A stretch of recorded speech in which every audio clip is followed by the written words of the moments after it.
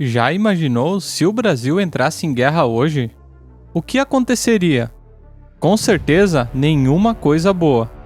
Afinal, as leis do dia a dia e de quando o país está em estado de paz não se aplicam ao estado de guerra, devido à necessidade da segurança nacional. Porém, existem algumas leis que vigoram no país quando se está em guerra. Elas servem para proteger a nação, o cidadão e a dignidade do próprio inimigo como ser humano. Afinal, independentemente do lado que você esteja, ainda se tratam de outros seres humanos com crenças e culturas diferentes. Além disso, você sabia que no Brasil ainda existe a pena de morte?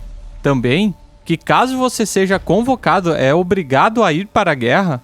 Sabia que um país é obrigado a dar atendimento médico até mesmo para soldados do país inimigo? Pois é, e ainda existem muitas outras que você precisa conhecer. Então, junte-se a mim para descobrir as 8 leis que entrariam em vigor no Brasil em caso de guerra declarada. Mas antes, ajude esse soldado aqui nessa batalha diária que é ter um canal no YouTube. Então, se inscreva no canal, deixe o seu like e vamos juntos vencer essa guerra.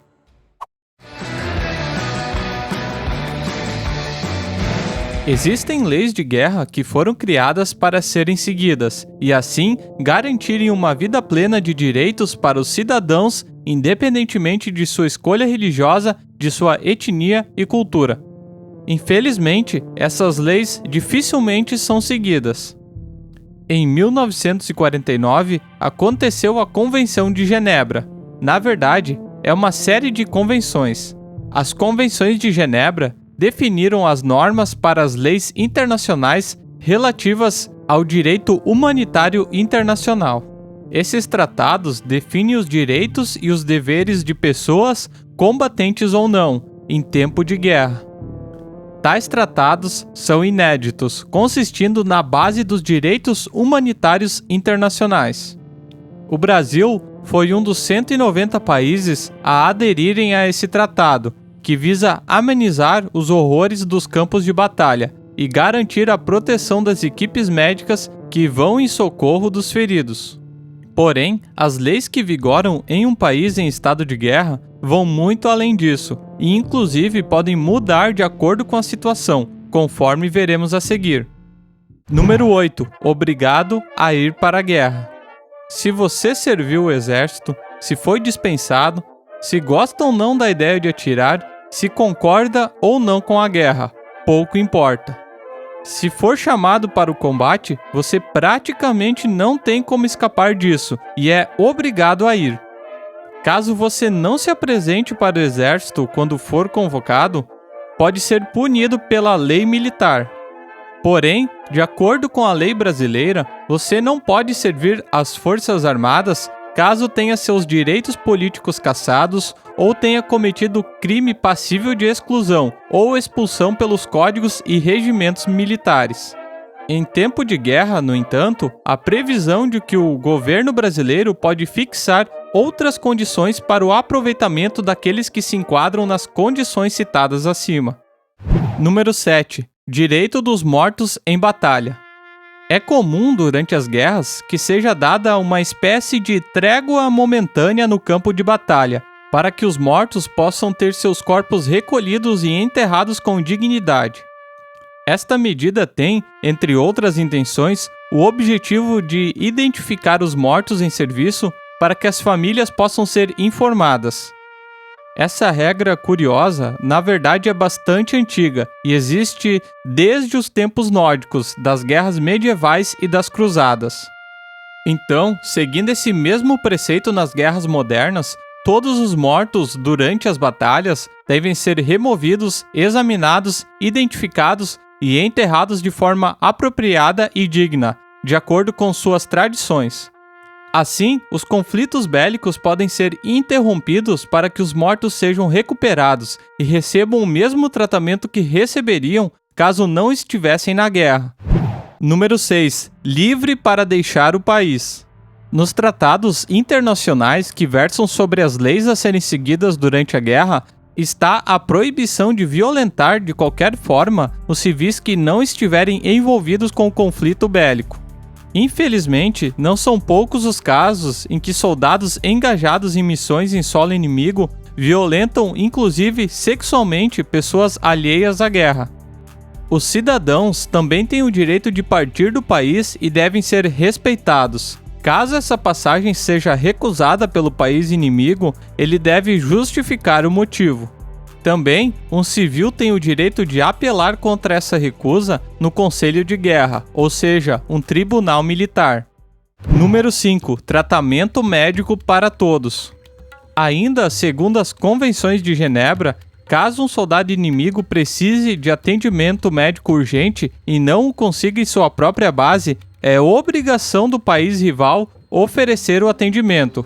Inclusive, existe a previsão de que as áreas de batalha possuam uma zona demarcada para o tratamento de feridos. Além disso, o exército de um país não pode impedir o transporte de medicamentos, mesmo que sejam destinados a tropas rivais. Acredito que essa regra é uma das mais difíceis de serem cumpridas. Imagine durante uma batalha que a maioria dos postos de atendimento médico do seu país estejam lotados e que o país inimigo tenha capacidade de atender a esses feridos. Então, o país inimigo seria obrigado a dar atendimento médico para você e seus companheiros de batalha. Eles teriam que fornecer macas, medicamentos, médicos, enfermeiras e tudo o que fosse necessário para o atendimento dos feridos e tratá-los da mesma maneira que tratam os soldados do seu próprio país, sem sofrer humilhações ou tratamento inferior. Sejamos sinceros, você acha mesmo que isso acontece na vida real? Número 4. Restrição de armamentos. As Convenções de Genebra, ratificadas por grande parte dos países ao redor do mundo, proíbem a utilização de armas químicas ou munições que possam causar sofrimento desnecessário às vítimas. Além disso, ataques realizados no mar por submarinos e similares não podem afundar navios comerciais inimigos sem que antes retirem todos os passageiros e a tripulação deste. Número 3. Controle total da comunicação. Durante o chamado estado de guerra, o governo brasileiro pode optar por passar o controle de todas as redes de comunicação para o Ministério da Guerra, que neste caso passa a explorar toda essa rede da forma que for mais conveniente para os assuntos de guerra. Número 2. Tratamento dos prisioneiros de guerra. As Convenções de Genebra prevêem que os prisioneiros de guerra, em qualquer situação, não podem ser submetidos à tortura e qualquer tipo de pressão física ou psicológica com o intuito de retirar informações. Porém, como você já deve saber, seja pela história da vida real ou através de filmes, essa regra já foi quebrada inúmeras vezes.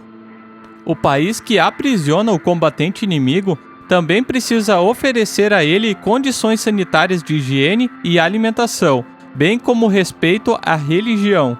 Eles têm direito de receber tratamento médico se for necessário e não podem sofrer qualquer tipo de violência, experiência biológica ou humilhação. Mas, como garantir isso? Bem, o Comitê Internacional da Cruz Vermelha possui o direito de visitar as instalações de qualquer país que esteja mantendo prisioneiros.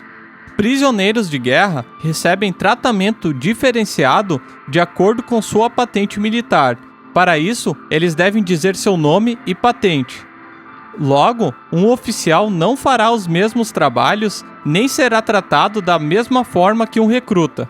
Eles também não devem ser ameaçados, sofrerem torturas ou pressões psicológicas, caso se recusem a responder a alguma pergunta. Número 1. Pena de morte. Essa forma de punir os crimes cometidos pelos cidadãos brasileiros não é utilizada oficialmente desde a proclamação da República em 1889. O inciso 47 do artigo 5º da Constituição Brasileira é bastante claro no que diz respeito à pena de morte. Ela não pode ser aplicada, salvo em caso de guerra declarada.